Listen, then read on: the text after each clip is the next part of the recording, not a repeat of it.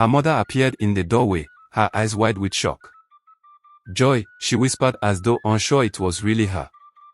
Joy ran to her, tears streaming down her face. "Mother, I'm sorry." Joy was the pride of her village. The first daughter of Mr. and Mrs. Okeke, she was smart, beautiful, and full of dreams. Everyone believed she would become a doctor and make her parents proud. When she got admission to the university, the whole village celebrated. Her parents sold part of their land to pay her school fees and buy everything she needed. On the day she left for school, her mother held her tightly. "Joy, remember who you are. Don't forget why you are going there," she said with tears in her eyes. "I won't disappoint you, mother. I promise," Joy smiled. When she arrived at the university, everything was new and exciting. The campus was big, and the city was full of lights and noise. She shared a room with another girl, Sandra, who wore makeup every day and always had music playing. Sandra laughed when she saw Joy's books. "Did you came here to suffer? Relax yourself. Life is not that hard." Joy smiled shyly, but deep inside she was curious. Sandra talked about clubs, parties, and rich boys who could buy her anything. Joy had never experienced such things before. One evening, Sandra invited her to a party. "Just come and see. You don't even have to dance." At first, Joy said no. But after much begging, she finally agreed. That night, Joy stepped into a world she had never seen before: flashing lights, loud music, people dancing, laughing, drinking, and she loved it. She told herself it was just for fun. One night only. But that one night changed everything. After her first night out, Joy couldn't stop thinking about the party. The music, the fun, the way everyone looked at her. When she wore Sandra's shiny red dress, it felt like magic. For the first time she felt alive, seen, and free. The next weekend, Sandra invited her again. "Babe, you need to attend this nightclub. This one is even bigger. Free drinks, fine boys, VIP section." Joy hesitated. "I have assignments," she muttered. Sandra waved her hand. "Forget that thing. Just one night won't kill you." Joy went again. And then again. Soon, she stopped going to class. Her textbooks gathered dust under her bed. She found a new group of friends, girls, who wore expensive clothes and always had their nails done, and never worried about lectures. "Joy, see this guy," Sandra said one evening, showing her a picture. "He drives a Benz. He's looking for a fine girl to spoil." Joy laughed. "Spoil me. I'm ready." Before long, Joy had her own big boy, a man who gave her money, phones, and even took her shopping. She stopped calling home as often. When her parents called, she lied. "Yes, mother, I'm studying hard. Exams are coming soon," she said, even though she hadn't been to class in weeks. She felt like a queen in a new world, one without rules or responsibilities. But behind the laughter and shiny life, something dark was beginning to grow. Something she didn't see coming. Joy's new life was sweet. New clothes, fancy restaurants, weekend trips to other cities. It felt like a dream. She became popular on campus, not for her grades, but for her looks and lifestyle. People whispered when she passed, "That's Joy, the big girl. She doesn't even attend lectures again." Joy laughed it off. "Let them talk," she told Sandra. "Are they feeding me?" But deep down, something was changing. The man spoiling her, Mr. Kelvin, began to show another side. He became controlling. "Don't go out unless I say so. Why are you not answering my calls? You're mine. Don't forget that." Sometimes, he got angry over small things. One night, he slapped her during an argument. Joy cried and shocked. "I'm sorry," he said quickly. "You made me angry. I love you, you know." She forgave him. Where would she go? She was used to his money now. At the same time, school was calling. Results were out. Joy had failed most of her courses. The university sent her a warning letter. If your grades don't improve, you will be withdrawn. Joy panicked. What do I do now? She asked Sandra. Sandra shrugged.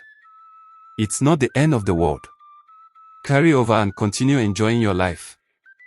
But Joy couldn't sleep. She remembered her mother's words, her father's tired face when he gave her transport money. She felt a tight knot in her chest.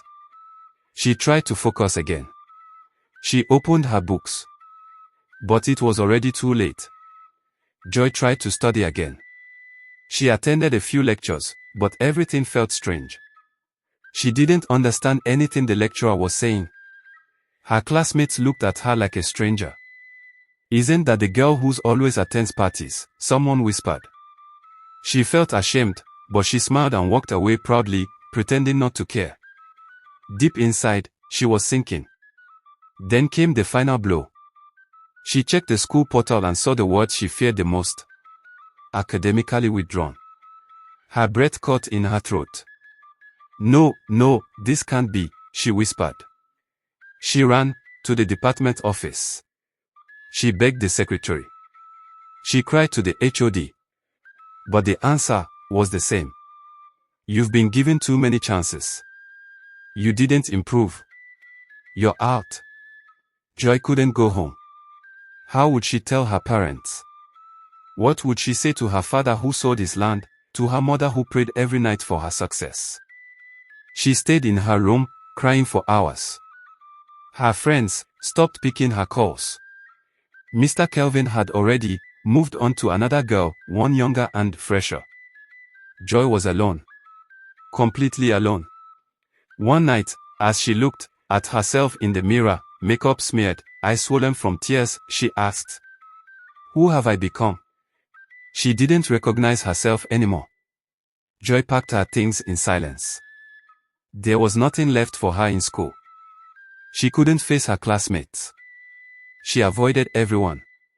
She didn't even tell Sandra she was leaving. As she walked to the bus park, her heart pounded. The thought of going home terrified her. She hadn't spoken to her parents in weeks. They still believed she was in school, preparing for exams. What will I say?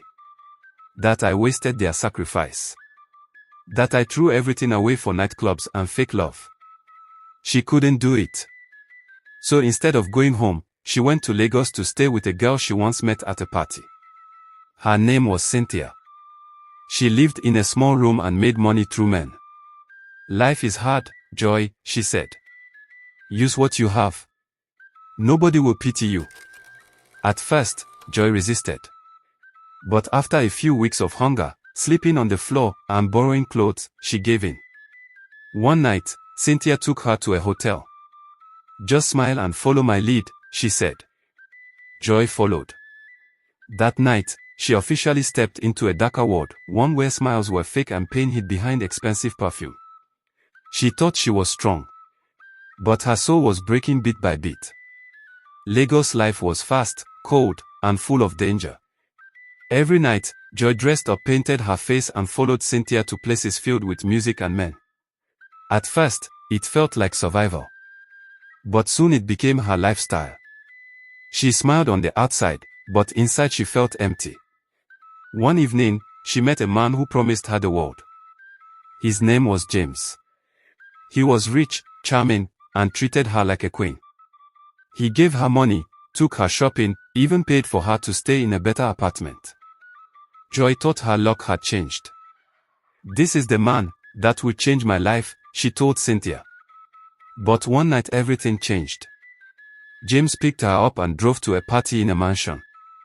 The house was full of strange faces, heavy security, and whispers. Then James turned to her and said, "You belong to me now. You do as I say?" Joy was confused. "What do you mean?" But his smile disappeared. His voice turned cold.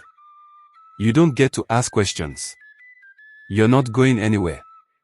She realized too late, he wasn't a lover. He was a predator. And now, she was trapped. That night, she barely escaped, with her bag, her phone, and a scratch on her face. She ran into the dark streets of Lagos, crying and trembling. She had finally reached the deep end. Joy wandered the streets all night, barefoot, tired, and scared. The city lights that once excited her now felt harsh and cruel. She had nowhere to go. Cynthia had moved out. James was searching for her. And her money was gone. She sat on a bench outside a small church as the sun began to rise. A woman selling akara nearby noticed her. "My daughter, are you okay?" she asked kindly. Joy burst into tears. For the first time in years, she let it all out, her shame, her pain, her regrets. The woman brought her food and water. "Come, follow me. You need rest." She took Joy to her small house in a slum. Her name was Mother Loveth. She lived alone but had the kindest heart. Joy stayed there for days, sleeping on the floor, helping out in the kitchen. For the first time in a long time she felt peace. One evening, Mother Loveth gave her a small Bible. "God has not forgotten you. You may have lost your way but He's waiting for you." Joy looked at the book and whispered, "But I've done terrible things." Mother Loveth smiled. "So have we all. But grace is for the broken." Joy didn't say anything. But that night, she prayed, for the first time in years. She cried until she fell asleep. She didn't know what tomorrow would bring, but deep inside, something had started to change. Days turned into weeks. Joy stayed with Mother Loveth, helping her sell akara and clean the little compound. She no longer wore makeup or expensive clothes. She has become humbled yet she felt more like herself than ever before.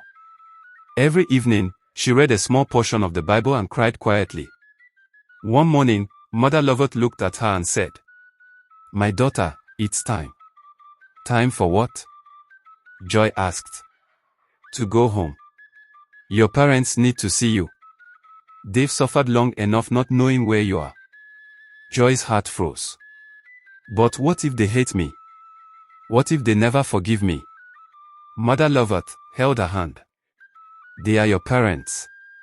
You may have lost your way, but their love for you is still alive." With shaky hands and a borrowed phone, Joy called her mother. "Mother, it's me." "Joy." There was silence. Then her mother screamed her name weeping on the phone. "Where are you, Joy? We thought you were dead." "I'm sorry, Mother. I messed up. I'm so sorry." Her father came on the phone too. He didn't say much. Just one sentence. "Come home, my daughter." 2 days later, Joy boarded a bus and began the long journey back to her village. She didn't have fancy clothes or gifts. All she had was regret and hope. But that was enough for now. Joy arrived in her father's house late in the evening. The sky was dark and the air smelled of fresh earth. She walked slowly, each step heavy with fear. What would her parents say? What if they couldn't forgive her? As she approached her family's compound, her mother appeared in the doorway, her eyes wide with shock. "Joy," she whispered as though unsure it was really her. Joy ran to her, tears streaming down her face. "Mother, I'm sorry. I'm so sorry," she sobbed, kneeling before her. Her mother bent down and hugged her tight. "My daughter, where have you been? We've prayed for you every day. We never stopped looking for you." Joy cried in her mother's arms, the weight of her actions crashing down on her. "I was lost, Mother. I didn't know what I was doing. I hurt you. I hurt everyone." Her father appeared, his eyes filled with concern but also love. He didn't say much, just gently placed a hand on her shoulder. "We're just glad you're home," he said, his voice soft. Joy spent the next few days in her parents' house, helping her mother in the kitchen. Her parents never once yelled at her. They never mentioned the wasted years or the shame she carried. They simply welcomed her home.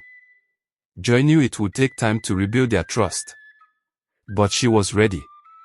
She would work hard. She would make things right. Months passed since Joy returned home. She helped her mother in the kitchen and began rebuilding the trust she had broken. Life was simpler, slower, but it was good. Her parents were happy to have her back, and the village people began to whisper that Joy was changing, becoming the daughter they once knew.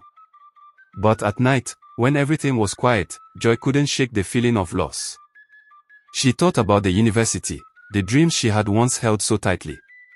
She remembered the excitement she had felt when she first packed on her bags full of hope for a future where she would make her parents proud.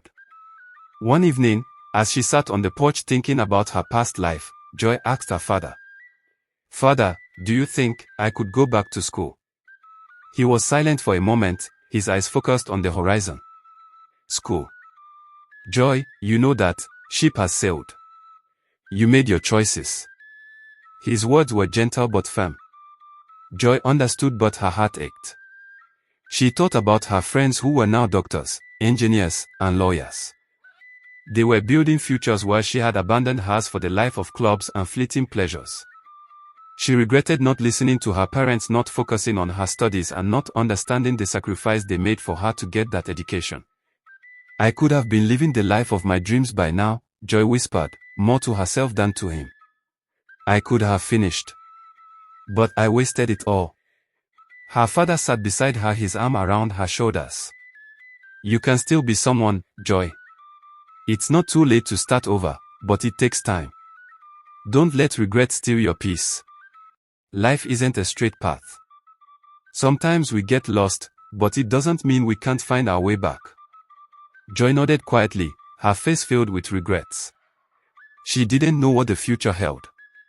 But for the first time in a long while, she felt hope again. It was a long road ahead, but she was ready to take it one step at a time. Joy entered another university later and started all over again. However, she regretted all the time wasted in her life. Moral lessons. Bad friends can lead you the wrong way. Joy left her studies because she followed friends who didn't care about school. It's important to choose friends who help you do the right things. Fast life brings pain in the end. Joy enjoyed money, clothes, and parties for a while, but it didn't last. A good life is built slowly with hard work and patience. It's never too late to change. Even though Joy made many mistakes, she decided to start again. You can always turn your life around if you are ready to try and do better. Thanks for watching. Please subscribe, like, comment, and share this video for more videos like this.